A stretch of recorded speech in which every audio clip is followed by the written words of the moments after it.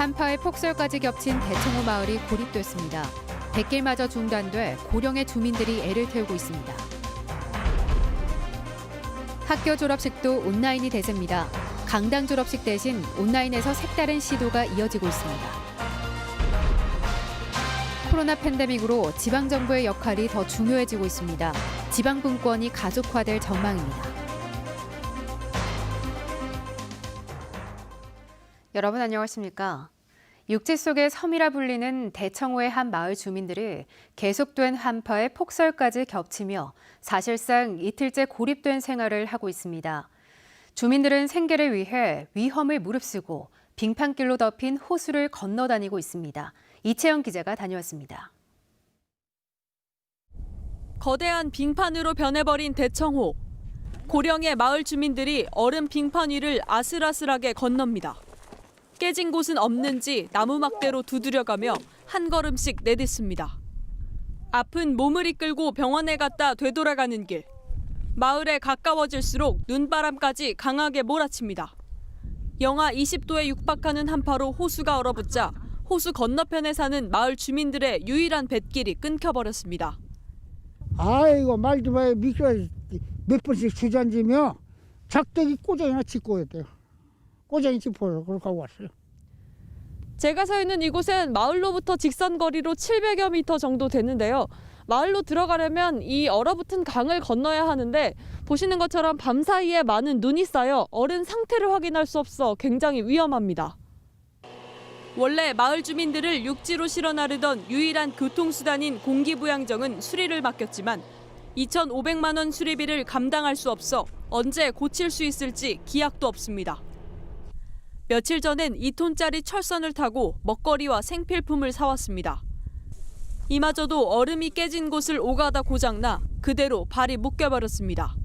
엊그제 며칠 여기 좀 들어왔을 때 깨고 다녔는데 스크류 고장 나갖고 지금 또 어저께 매달아 맸다고요.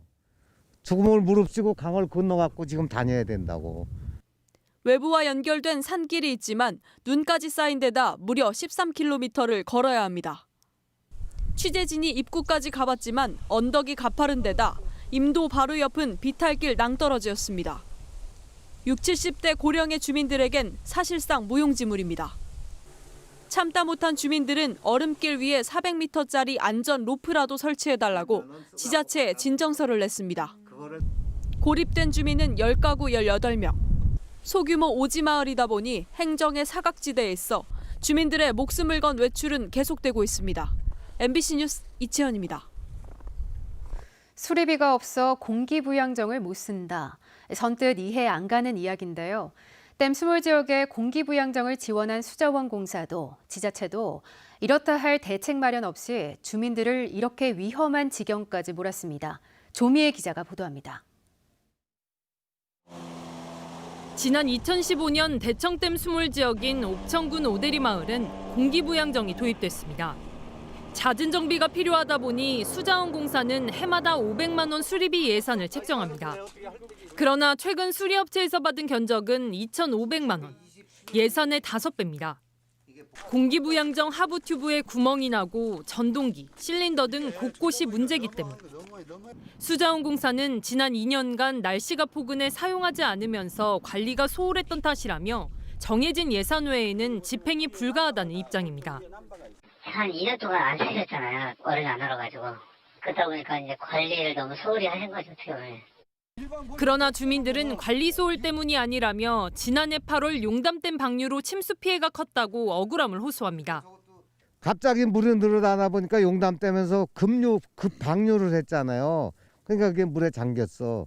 그러다 보니까 수리비가 많이 나왔다고. 어찌된 일인지 용담댐 방류 피해 조사에서도 빠졌습니다. 주민들은 몇 달 전부터 한파로 고립되는 상황을 우려해 옥천군에도 도움을 청했지만 이렇다 할 대책이 없었습니다. 그때는 이 부분이 조금 누락이 됐던 것 같아요. 그거를 주민들이 우리 군에다가 전달을 안 했던 것 같아요. 옥천군은 마을 소득 사업이나 공동물품 구매 등을 위해 세워둔 수자원공사와 환경청 예산을 전용하거나 인근 막지리 공기부양정을 빌리는 방법을 구상하고 있습니다. 그러나 주민들은 수리비가 워낙 비싸 그동안 수리비로 돌려 쓴 마을 지원금만 수천만 원이라며 안 그래도 낙후된 지역에서 더 이상 돌려막기는 안 된다고 말합니다. 또 같은 대청호 연안이라 해도 막지리에서 오대리까진 왕복 1시간 거리라 매번 공기부양정을 빌려 쓰기도 쉽지 않습니다. 수자원공사와 지자체의 수수방관에 대청댐 수몰 지역 마을 주민들은 오늘도 위험을 무릅쓰고 빙판길을 건넙니다. MBC 뉴스 조미입니다. 도내 전역에 한파경보가 발효 중인 가운데 내일은 아침 기온이 영하 20도 안팎까지 떨어져 추위가 절정을 보이겠습니다. 내일 아침 최저 기온은 제천이 영하 24도까지 내려가 가장 춥겠고 충주 영하 20도, 청주 영하 18도로 20도 안팎까지 떨어지겠습니다. 한낮에도 대부분 지역이 영하 10도 안팎을 맴돌고 바람까지 강하게 불어 체감 온도는 더 낮아 매우 춥겠으며 이런 추위는 당분간 계속되겠습니다. 충북의 코로나19 확진 환자 수가 새해 들어 처음 한 자릿수를 기록했습니다. 충주에서 10대를 포함한 경북 상주 열방센터 관련 확진 환자가 5명 늘었고 집단 감염이 발생한 진천과 음성병원에서 환자 등 3명이 양성 판정을 받았습니다. 청주에서도 경로가 확인되지 않은 1명이 추가되는 등 하루 9명을 기록했고 누적 확진 환자는 1,347명이 됐습니다. 제천 70대 환자가 숨지면서 누적 사망자는 35명이 됐습니다.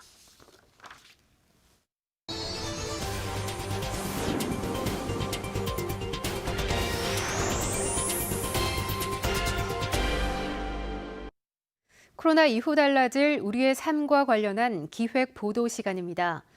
지금도 대규모 확산을 현장에서 붙들고 있는 건 지방의 일선 공무원들이라고 해도 과언이 아닙니다. 그만큼 코로나 이후 삶에서 지방정부의 역할과 주민들이 참여하는 지방자치는 더 중요해졌습니다. 허지희 기자가 보도합니다. 충주 정수장에서 근무하는 6년차 공무원 조현재 씨. 자가격리자 3명을 관리하며 매일 전화로 상태를 확인합니다. 자녀분들도 다 괜찮으시고요. 예, 알겠습니다. 정수장 업무를 보다가 오후엔 불시 점검에 나섭니다. 자가격리자들이 이탈하진 않았는지 현장을 확인합니다. 이처럼 코로나19 확산을 최일선에서 붙들고 있는 건 지자체 공무원들입니다. 본연의 업무보다 추가적으로 이제 업무들이 늘어난 부분은 있지만 전체가 이제 어우러져서 적극적으로 할 수 있다는 부분이 이제 큰 보람이라고 생각하고 있습니다. 사실 지역 감염이 시작되자 충북 지자체들은 처음엔 우왕좌왕이었습니다. 확진자 동선 공개 기준에 대한 논란부터 더뎌 보이는 역학 조사까지. 그러나 거센 시민 불만에 직접 부딪히자 세세한 동선과 함께 재빠르게 정보를 제공하기 시작했습니다. 단체장이 매일 브리핑으로 상황을 전하고 3단계에 준하는 거리두기까지 시 단위에서 자체 역학조사관을 영입하기도 하는 등 초기 확산을 잡기 위한 강수는 단체장 판단에서 나왔습니다. 서울시의 거리두기, 경기도의 신천지 명단 압박, 전주시의 착한 임대인 운동, 드라이브 스루 검사까지 위기 상황에서 빛난 지방정부의 역량은 우리 일상을 좌지우지하며 중앙정부까지 영향을 미쳤습니다. 인근 지방자치단체에게도 그 영향을 줘서 좋은 정책들의 경쟁들이 일어나고 이런 것을 통해서 이제 국가적인 측면에서도 큰 이익이 되고 바른 방향으로 가는. 앞으로도 있을 위기 상황에서 중요성은 더 부각되는 상황. 대통령직 속 자치분권위원회가 정책과 입법을 뒷받침하기로 한 이유입니다. 감염병 등 위기 대응 분야 지방 일괄 이양법 제정과 위기 대응 시 한시적인 행재정 자율권 부여, 지자체 간 감염병 공동 대응 협약으로 상시 협업 제도화, 이 비대면 디지털 지방행정 전환, 주민자치를 통한 생활방역 실천 확산을 중점 과제로 삼기로 했습니다. 또 주민자치 참여를 넓히기 위해 주민 소환 청구를 온라인으로 하는 자치입법 플랫폼 서비스도 곧 시작됩니다. 남은 건 살림살이를 보다 자율적으로 운영할 수 있는 재정. 지방세율 10% 인상으로 재정분권 1단계가 완료됐지만 아직도 중앙에서 70% 가까이 돈을 타야 하는 많은 지자체가 더 큰 규모의 재정분권을 이야기하고 있습니다. 지방자치법 전부 개정안이 30년 만에 국회를 통과했습니다. 지방이 발전하기 위해서는 자치분권, 특히 재정분권이 속히 이루어져야 한다고 생각합니다. 코로나 이후 달라진 시대, 현장 컨트롤 타워인 각 지방정부의 역량은 우리의 삶과 죽음까지 가로지르는 중요한 잣대가 되고 있습니다. MBC 뉴스 허지입니다. 팬데믹 1년 만에 자리 잡은 비접촉 문화 속에 전통적인 졸업식 풍경도 많이 달라졌습니다. 오색 풍선이 나붙어야 할 학교 강당 대신 온라인 모니터가 등장했는데요. 이번 코로나를 계기로 전에 없던 새로운 졸업식이 자리 잡을 전망입니다. 심충만 기자가 보도합니다. 6년 학교 생활의 마침표를 찍는 날, 주인공들은 강당이 아닌 교실에 모였습니다. 전교생 수백 명이 한데 모이지 못해 각자 교실로 향한 겁니다. 빛나는 졸업장을 받는 순간 축하해. 악수를 하고 싶은데 프로그램을 못해서 아쉽다. 박수 쳐줄 부모님과 내빈도 후배들의 졸업식 성과도 없습니다. 교장 선생님과의 마지막 인사조차 온라인으로 해야 했습니다. 축하하고 사랑한단다. 다시 한번 졸업을 축하해.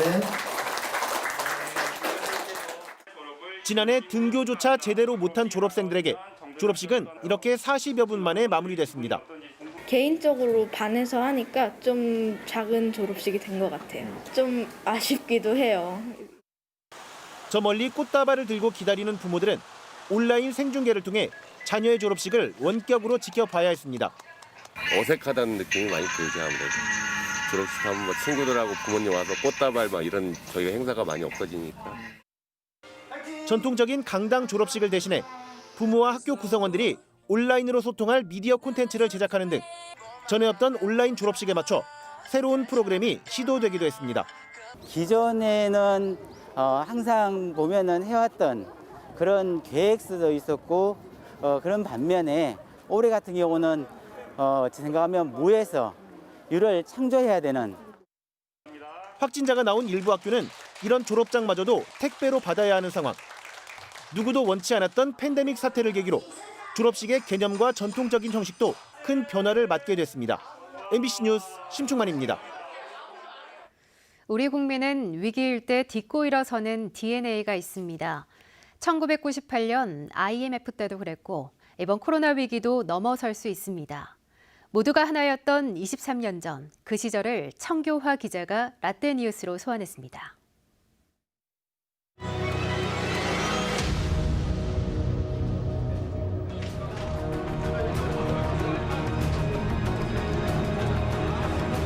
오늘의 조인식이 한국 경제가 선진 경제로 새로 도약하는 계기가 되기를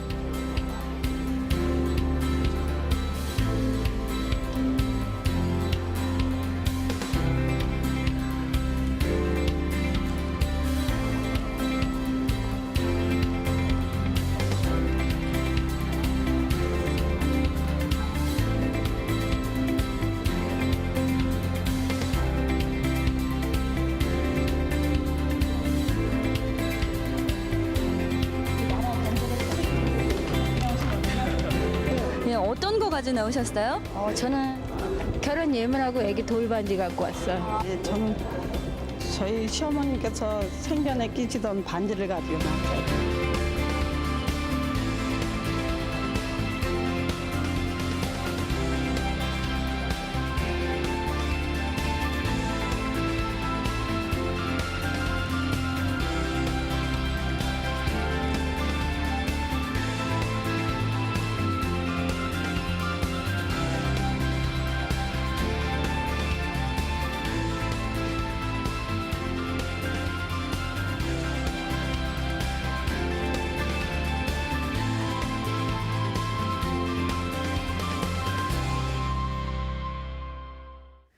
균형발전, 지방분권, 상생발전, 충청권 공동대책위원회와 균형발전 국민포럼 등이 오늘 청주 오송에 모여 2021 대전환을 촉구하는 선언문을 발표했습니다. 이들은 수도권 초집중화와 지방소멸 현상이 가속화되고 있다며 국민주권, 지방분권, 균형발전이라는 새로운 패러다임으로 대전환해 공생공존으로 나아가야 한다고 주장했습니다. 이들은 오는 6월까지 전국적으로 단일 조직을 결성해 릴레이 동참 선언식을 이어갈 계획입니다. 음성 종오리 농장에서 발생한 고병원성 AI로 반경 3km 가금 농가에 대한 예방적 살처분이 예정된 가운데 양계단체가 과잉 대처라며 비판하고 나섰습니다.